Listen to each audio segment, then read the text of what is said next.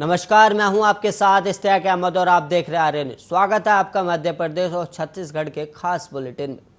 अब मध्य प्रदेश के सीहोर में रिश्तों को तार तार कर देने वाला मामला सामने आया है, जहां पर एक महिला ने अपनी मुंह बोली बहन को ही बेच दिया। महिला के पति ने जब पुलिस में अपनी पत्नी की गुमशुदगी की रिपोर्ट दर्ज कराई तो जांच के दौरान पूरा मामला खुलकर सामने आया। इस घटना के बाद से इलाके में हड़कंप मच गया है। इस मामले पर ज़्यादा जानकारी देते हुए पुलिस ने बताया कि 21 अप्रैल को एक शख्स ने रेहटी थाने में शिकायत दर्ज कराई थी कि उसकी पत्नी, जिसकी उम्र 27 साल है, वो लापता है।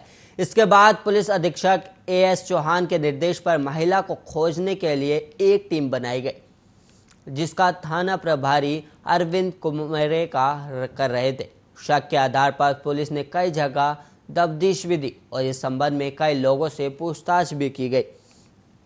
और वहीं जांच के दौरान पुलिस को कई सबूत हाथ लगे, जिससे ये पता चला कि महिला राजस्थान में कहीं पर है। और इसके बाद पुलिस की टीम राजस्थान के लिए रवाना हुई। पुलिस की यह कोशिश रंग लाई और महिला को वहां से बरामद कर लिया गया। इसके बाद महिला से पूछताछ की गई तो पता चला कि उसकी मुंह बोली बहन काम दिलाने के बहाने से उसे रायसेन जिले के गोहरगंज ले गई थी। यहाँ से एक अन्य आरोपित और उसकी बहन उसे शादी के बहाने राजस्थान ले गई। यहाँ पर आरोपियों ने उसे राजस्थान निवासी एक व्यक्ति को 1,85,000 में बेच दिया। महिला ने पुलिस को बताया कि जिस शख्स को उसकी मुंह बोली बहन ने बेचा था, वो उसे राजस्थान स्थित अपने गांव ले गया और यहाँ पर उसे बंधक बनाकर रखा और रेप किया। पुलिस ने रेप, अपहरण समेत कई धाराओं में मामला दर्ज कर लिया है और 2 आरोपियों को गिरफ्तार भी कर लिया और अन्यों के तलाश में लगी हुई है। और पुलिस का कहना है कि जल्द ही इस मामले में जुड़े सभी आरोपियों को गिरफ्तार कर लिया जाएगा।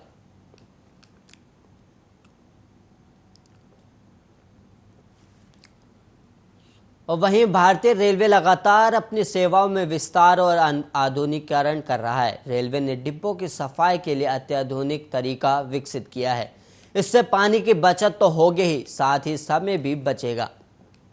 हबीबगंज रेलवे यार्ड पर रेलवे ने ऑटोमेटिक वॉशिंग प्लांट लगा दिया है। इसकी मदद से 24 कोच वाले ट्रेन के बाहरी हिस्सों को महज 8 मिनट में धोकर साफ किया जा सकेगा और 10,000 लीटर पानी की भी बचत होगी। सब कुछ ठीक रहा तो अगस्त महीने से पहले हफ्ते से प्लांट चालू हो जाएगा। इस प्लांट को करीब 2 करोड़ रुपए की लागत से तैयार किया गया और करीब इसकी लंबाई 70 मीटर है। अभी ट्रेनों को सफाई कर्मी साफ करते हैं। एक ट्रेन को 4 सफाई कर्मी 4 से 5 घंटों में साफ करते हैं, जिसमें करीब 15 लीटर पानी लग जाता है। और अब ट्रेन मशीन से धुलेगी तो 3 से 5,000 लीटर पानी बचेगा। हालांकि ट्रेनों के अंदर की सफाई अभी भी सफाई कर्मी ही करेंगे और इस प्लांट का रेल लाइन पर लगाया गया है, जिसमें रेल लाइन के दोनों तरफ 4 बड़े ब्रश हैं, बूस्टर पंप लगे हैं। ये ऑटोमेटिक प्लांट है। ट्रेन इससे गुजरेगी, जिससे ट्रेन का भारी हिस्सा साफ हो जाएगा। और इस प्लांट की मदद से Habibganj Hazrat Nizamuddin Bhopal Express, Habibganj Jabalpur Janshatabdi Express, Habibganj Rewa Rewanchal Express, Habibganj Agartala साप्ताहिक एक्सप्रेस, हबीबगंज पुणे साप्ताहिक हमसफर एक्सप्रेस को साफ किया जाएगा।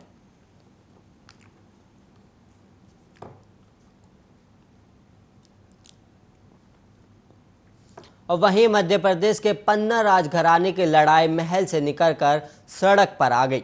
गुरुवार को पुलिस ने पन्ना राजघराने की महारानी जितेश्वरी देवी को गिरफ्तार कर जेल भेज दिया। दरअसल पन्ना राजघराने में लंबे समय से संपत्ति विवाद चल रहा है और इस मामले को राजघराने की राजमाता दिलहर कुमारी ने जून में जान से मारने की धमकी देने, घर में जबरन घुसने और आर्म्स एक्ट का एक शिकायती आवेदन दिया था, जिसमें कई लोगों को आरोपी बनाया गया था। इस आवेदन के आधार पर ही पुलिस ने मामला दर्ज किया था और गुरुवार को जब जितेश्वरी देवी जबलपुर से पन्ना आ रही थी, उसी वक्त पुलिस ने उन्हें गिरफ्तार किया और भारी सुरक्षा व्यवस्थाओं के बीच उन्हें पुलिस कोतवाली लाया गया, जहां से उन्हें सीधे कोर्ट ले जाया जाएगा। और कोर्ट ने महारानी जितेश्वरी देवी को जेल भेजने का आदेश भी दिया है। और पुलिस वैन में बैठते समय महारानी जितेश्वरी देवी चीखते हुए कह रही थी कि उन्हें बदले की भावना से झूठे केस में फंसाया जा रहा है। मामले में पन्ना एसपी धर्मराज मीणा ने बताया कि जून में राजमाता दिलहर कुमारी द्वारा के तहत मामला दर्ज करवाया गया और इसमें अनेक आरोपी हैं। पूर्व में एक आरोपी को गिरफ्तार कर जुडिशियल रिमांड पर भेजा गया है। और वहीं एमपी के सबसे प्रतिष्ठित राजघरानों में से एक पन्ना राजघराने में पिछले कई सालों से अरबों रुपयों की संपत्तियों को लेकर राज परिवार के सदस्यों के बीच में विवाद चल रहा है। और वहीं राजघराना का ये विवाद कोर्ट की दहलीज तक जा पहुंचा। कई बार पहले भी राज परिवार के सदस्यों का झगड़ा राजघराने की किरकिरी करा चुका है।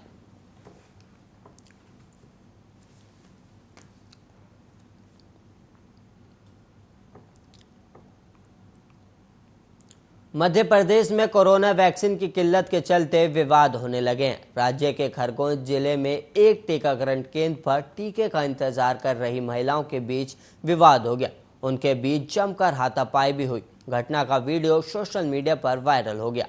दरअसल मध्य प्रदेश में वैक्सीन की कमी के चलते केंद्रों पर कतारें लग रही हैं। खरगोन जिले के कसाराबाद के एक गांव में भी टीकाकरण केंद्र पर लंबी कतारें लगी थी।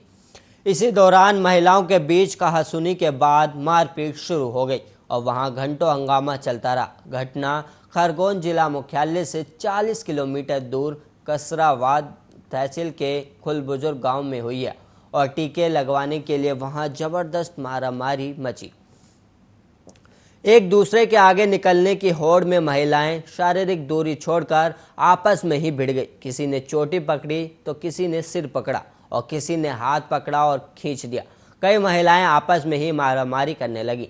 एक महिला को तो चोटी पकड़कर ऐसे खींचा कि वो दूर जाकर गिरी। इस दौरान खूब हंगामा होता रहा और इस बारे में खरगोन के जिला टीकाकरण अधिकारी डॉक्टर संजय भट्ट ने बताया कि उक्त केंद्र पर 500 से ज़्यादा महिलाएं पहुंच गई थी, जबकि वहां वैक्सीन की 200 खुराक ही थी। इसके साथ ही डॉक्टर भट्ट ने यह भी कहा कि जिले में टीके की कोई किल्लत नहीं है और वहीं स्लॉट बुक करने के बाद लोगों को टीका लगाए जा रहे हैं।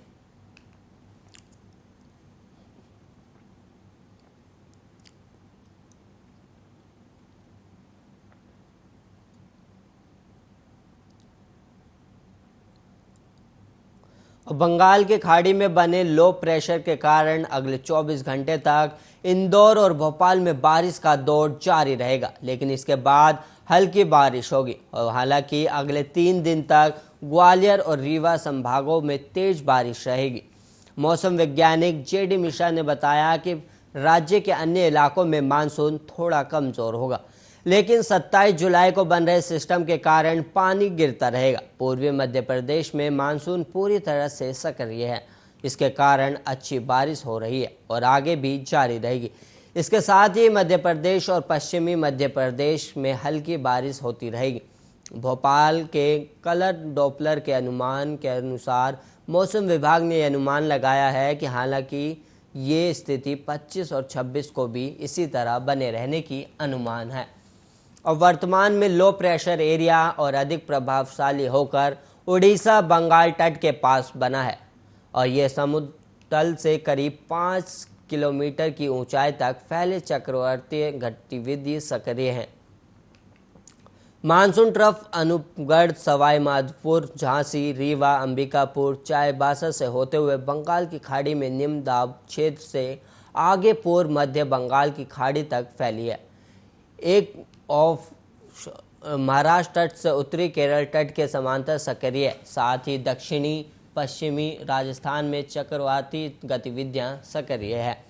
और वहीं मध्य प्रदेश में करीब 22 दिन बाद सक्रिय हुए मानसून के कारण अब बारिश का कोटा सामान्य होने लगा है, लेकिन ये अब भी ये सामान्य से 16% कम है, लेकिन मौसम विभाग इसे सामान्य बारिश मानता है। और वहीं एमपी में 23 जुलाई तक 345 मिलीमीटर पानी गिरना जाना चाहता था, लेकिन 290 मिमी पानी गिरा। मौसम विभाग के अनुसार आने वाले दिनों में अगर मानसूनी गतिविधियां इसी तरह सक्रिय रही तो बारिश का कोटा सामान्य से ज़्यादा भी हो सकता है।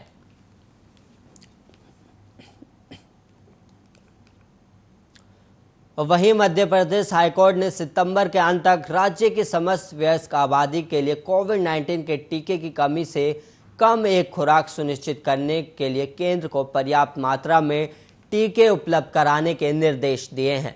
वरिष्ठ अधिवक्ता नमन नागरथ ने गुरुवार को बताया कि मुख्य न्यायाधीश मोहम्मद रफीक और न्यायमूर्ति सत्येंद्र कुमार सिंह की खंडपीठ ने सोमवार को कोविड-19 महामारी से निपटने के लिए प्रदेश सरकार की तैयारियों के बारे में स्वतः संज्ञान लेकर सुनवाई की। और वहीं अदालत ने कहा कि केंद्र यह सुनिश्चित करे कि नियमित तौर पर प्रति महीने 1.5 करोड़ टीकों की मांग को ध्यान में रखते हुए मध्य प्रदेश में पर्याप्त मात्रा में टीकों की आपूर्ति सुनिश्चित करे, ताकि 18 वर्ष से अधिक उम्र के सभी लोगों को सितंबर के अंत में टीके की पहली खुराक हासिल हो सके। और वहीं अदालत ने यह भी कहा कि दूसरी खुराक भी उन लोगों को निर्धारित प्राथमिकताओं के अनुसार दी जा सकती है जिन्हें पहले ही पहली खुराक दी जा चुकी है। इससे पहले राष्ट्रीय स्वास्थ्य मिशन मध्य प्रदेश के प्रबंध निदेशक छवि भारद्वाज ने पीठ से कहा कि मई में केंद्र में लगभग 37 लाख खुराक की आपूर्ति प्रदेश को की थी, जबकि जून में 54 लाख और 19 जुलाई तक राज्य को लगभग 60 लाख खुराक प्राप्त हुई और जुलाई महीने के अंत तक ये 70 लाख होने की संभावना है। और वहीं भारद्वाज ने कहा कि उन्हें अगस्त के अंत तक आपूर्ति को 1 करोड़ तक बढ़ने की उम्मीद है, क्योंकि दोनों वैक्सीन निर्माता अपनी विनिर्माण क्षमता में लगातार वृद्धि कर रहे हैं। उन्होंने आगे कहा कि प्रदेश की पूरी वयस्क आबादी का सितंबर के अंत तक 100% टीकाकरण के लक्ष्य को हासिल करने के लिए प्रति महीने 1.50 करोड़ टीके की खुराक की जरूरत है।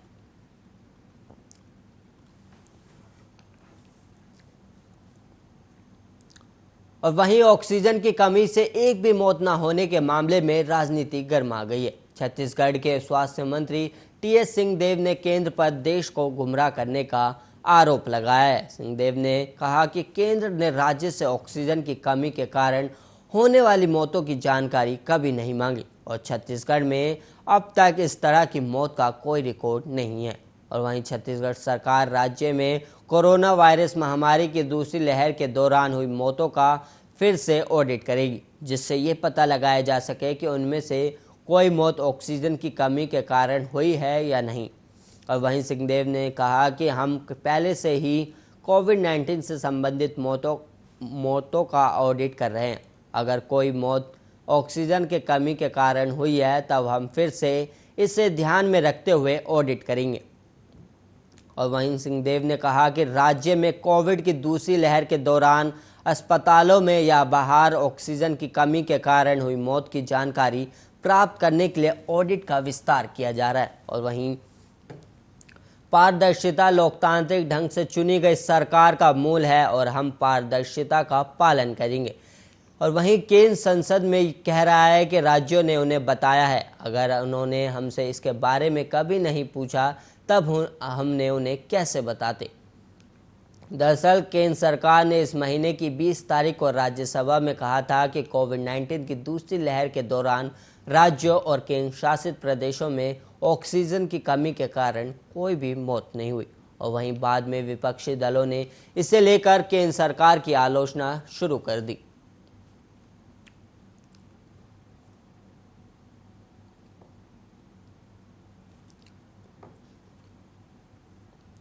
छत्तीसगढ़ प्रदेश कांग्रेस वरिष्ठ प्रवक्ता घनश्याम राजू तिवारी के नाम पर जालसाजों ने फेसबुक में फेक आईडी बनाकर 45 लोगों को फ्रेंड रिक्वेस्ट भेजी। बाद में जो दोस्त जुड़े उनसे रुपए की मांग की जा रही है। और प्रदेश कांग्रेस प्रवक्ता घनश्याम राजू तिवारी ने कहा कि उनके कुछ मित्रों ने उन्हें फ़ोन कर ये जानकारी दी और राजू को बताया गया कि उनके नाम पर फेसबुक पर एक नई आईडी बनाकर लोगों को फ्रेंड रिक्वेस्ट भेजी जा रही है। जो लोग उनकी रिक्वेस्ट को एक्सेप्ट कर रहे हैं उन्हें टेक्स्ट मैसेज कर रुपए की मांग की जा रही है।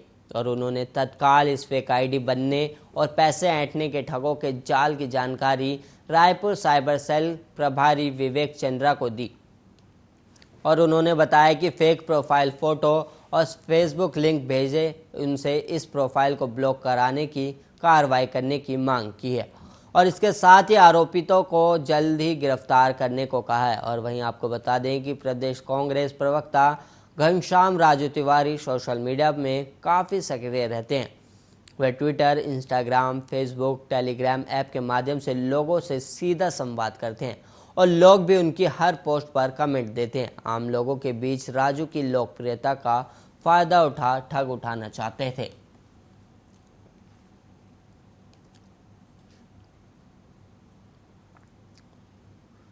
छत्तीसगढ़ से बेहद ही भयावह खबर सामने आई है। धमतरी में तंत्र मंत्र के चक्कर में एक पिता ने अपनी ही 2 साल के बेटे को पानी में डुबोकर मार डाला। घटना को अंजाम देने के बाद वह नगर होकर बेटे का श्राद्ध कर रहा था। इसकी जानकारी मिलने पर परिजनों और पड़ोसियों ने आरोपित को पुलिस के हवाले कर दिया। बच्चे के शव को गोताखोरों की मदद से बाहर निकालकर पोस्टमार्टम के लिए बाद परिजनों को सौंप दिया गया। पुलिस के मुताबिक शहर के जोधापुर वार्ड निवासी शिवराम साहू गुरुवार शाम 5 बजे बेटे देवांशु को घुमाने के बहाने घर से लेकर निकला और कुछ दूर स्थित एक डबरी के पास पहुंच गया। वहां नग्न होकर पूजा अर्चना करने लगा। इसके बाद अपने कपड़े और देवांशु को डबरी के पानी में डुबो दिया और खुद पानी में प्रवेश कर श्राद्ध देने गया। इधर परिजन दोनों को ढूंढने निकले तो शिवराम को श्राद्ध करते पाया। देवांशु के बारे में पूछे तो उसने पानी में डुबोकर मार डालने की जानकारी दी। इस पर ग्रामीणों ने उसे पुलिस के हवाले कर दिया है।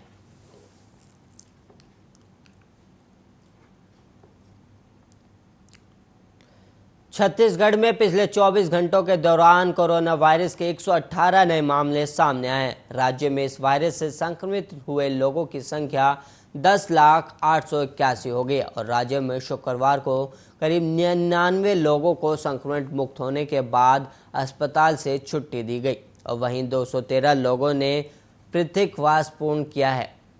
राज्य में शुक्रवार को कोरोना वायरस से संक्रमित एक मरीज की मौत भी हुई है और राज्य के स्वास्थ्य विभाग के अनुसार संक्रमण के 118 मामले सामने आए और वहीं छत्तीसगढ़ में अब तक 10,881 लोगों के संक्रमित होने की पुष्टि हुई है और वहीं 9,84,327 मरीज इलाज के बाद संक्रमण मुक्त हुए। राज्य में करीब 3,046 मरीज उपचाराधीन हैं। राज्य में वायरस से संक्रमित 13,508 लोगों की मौतें हुई हैं। जिले में अब तक कोरोना वायरस संक्रमित 3,136 लोगों की मौत हुई।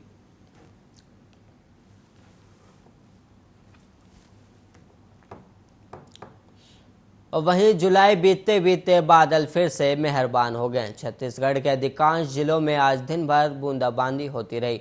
मौसम विभाग ने आज प्रदेश के 16 से 17 जिलों में भारी बारिश की संभावना जताई है और वहीं 1-2 स्थानों पर आकाशीय बिजली भी गिर सकती है। रायपुर मौसम विज्ञान केंद्र की ओर से जारी पूर्वानुमान के मुताबिक कुछ जिलों में भारी बारिश होने और आकाशीय बिजली गिरने की संभावना जताई है और वहीं पूर्वानुमान में कहा गया है कि दोपहर बाद मौसम विभाग ने बिलासपुर, गोरेला, पंडरा, मरवाही, मुंगेली और उनसे लगे जिलों के लिए तेज बारिश और गरज चमक के साथ आकाशीय बिजली गिरने की संभावना जताई है और वहीं बिलासपुर में शाम को 38 मिलीमीटर वर्षा रिकॉर्ड की गई। शाम को अंबिकापुर में भी मामूली बरसात दर्ज हुई है।